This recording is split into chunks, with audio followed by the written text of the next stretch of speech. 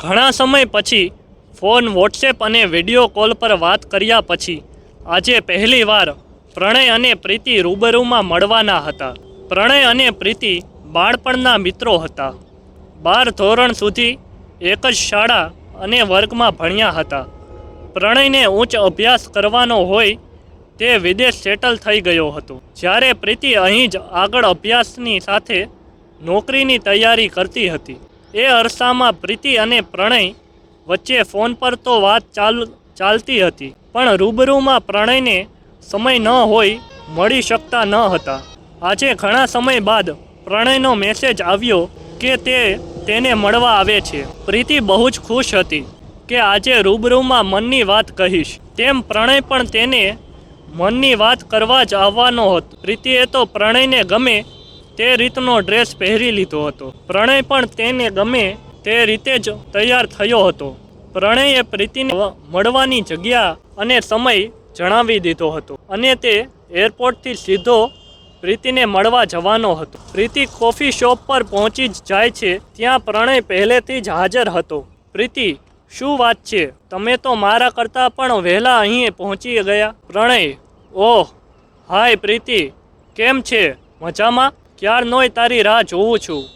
પ્રીતિ, હા, મને થોડું કામ આવી ગયું હતું એટલે થોડું મોડું થઈ ગયું, સોરી. પ્રણય, અરે ઇટ્સ ઓકે યાર, ચલ મેં કોફીનો ઓર્ડર કરી દીધો છે. પ્રીતિ, વાંધો નહીં. પ્રણય, બોલ બીજું કેવું ચાલે છે? પ્રીતિ અને પ્રણય ઘણા સમય પછી મળ્યા હોય જૂની યાદો વાગોળવામાં વ્યસ્ત થઈ ગયા.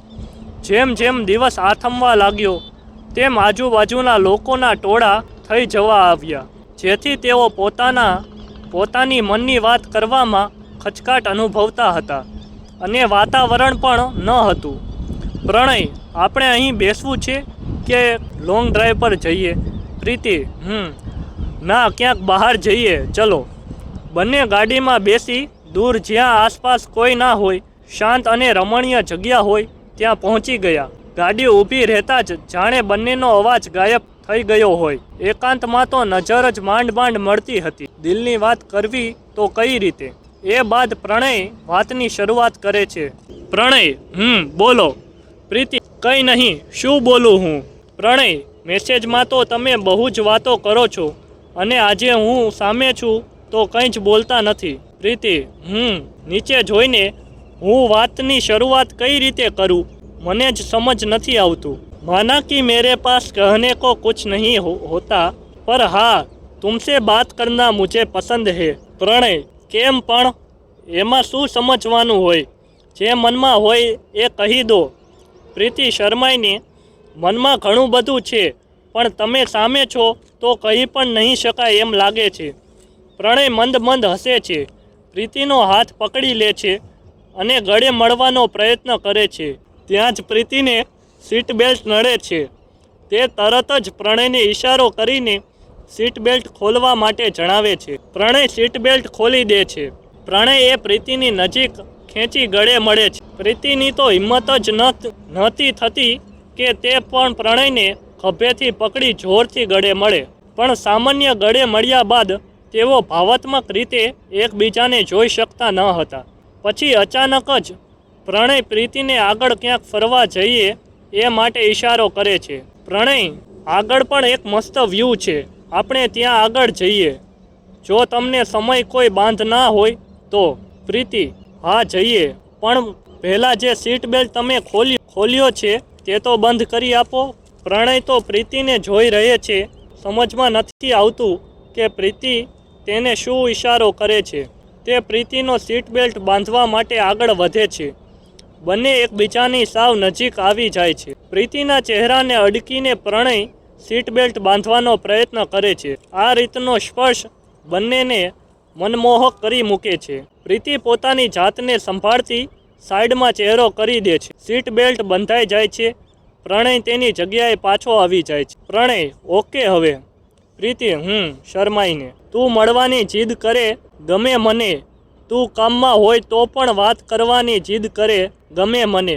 બાકી એને ખબર આસપાસ બધા હોય તો પણ હાથ પકડતા પણ હું ડરું છું, છતાં બધાની સામે ગળે લગાડવાની એ જીદ કરે ગમે મને.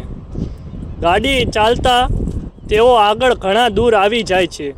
આજુબાજુ સરસ વાતાવરણ હોય છે. પ્રણય, હું શું કહું છું કે મારે તને ફરી એકવાર ગળે મળવું છે. પ્રીતિ, શું? આશ્ચર્યથી પણ મનમાં પતંગિયા ફરવા માંડ્યા હતા. પ્રણય, આપણે મિત્ર છીએ. પ્રણય, ના, મિત્રોથી કંઈક આગળ છીએ. એક લાગણી છે તારી સાથે. પ્રીતિ, તો પછી લાગણીના આ સંબંધમાં તારે મને પૂછવું જ શું કામ છે કે ગળે મળું કે નહીં? પ્રણય નીચું મોં રાખીને માથું ખંજવાળે છે. ગજબ છે યાર.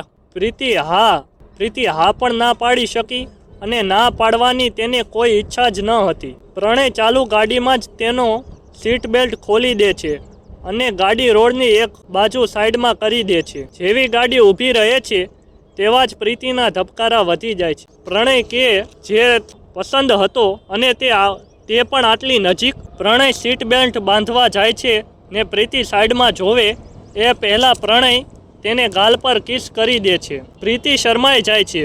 પ્રણય પ્રીતિને જોઈને મનમાં હરખાતો તેના માથે હાથ મૂકી દે છે, જાણે કહેતો હોય કે હું તારા મનની બધી વાત જાણું છું.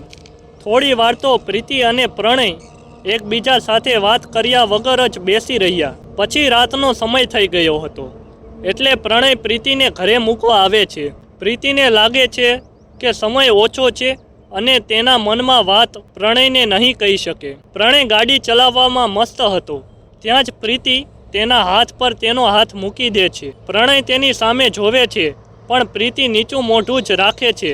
પ્રણય પછી પ્રીતિની હાથની આંગળીઓ પોતાની હાથની આંગળીઓમાં મજબૂતાઈથી પકડી લે છે. એટલી વારમાં તો પ્રીતિનું ઘર આવી જાય છે. પ્રીતિ, સમય કેટલો વહેલો પૂરો થઈ ગયો ને આપણે અમુક વાતો તો અધૂરી રહી ગઈ. પ્રણય, જે વાત મારે સમજવી હતી તે હું સમજી ચૂક્યો છું. તારે કંઈ જ કહેવાની જરૂર નથી. અને બીજી વાત, તારા મનમાં મારા માટે લાગણી ના હોત તો આટલી પ્રેમથી હું તને સ્પર્શ પણ ના કરી શક્યો હોત. જે બાદ પ્રીતિ પ્રણયનો હાથ પોતાના હાથમાંથી લઈ લે છે. तुमने चाहना कोई इरादा नहीं था. धीरे धीरे खामोशी में जैसे कोई आदत लग जाती है और जब तक समझ आया तब तक दिल तुमसे नहीं तुम पर ही रुक चुका था. દોસ્તો, આ વાર્તા તમને કેવી લાગી કોમેન્ટ કરીને જરૂર જણાવો. પસંદ આવી હોય તો પ્લીઝ લાઈક કરો. ચેનલ પર નવા હો તો ચેનલને સબસ્ક્રાઈબ કરો અને હા, નોટિફિકેશન બેલને જરૂર દબાવજો. ધન્યવાદ.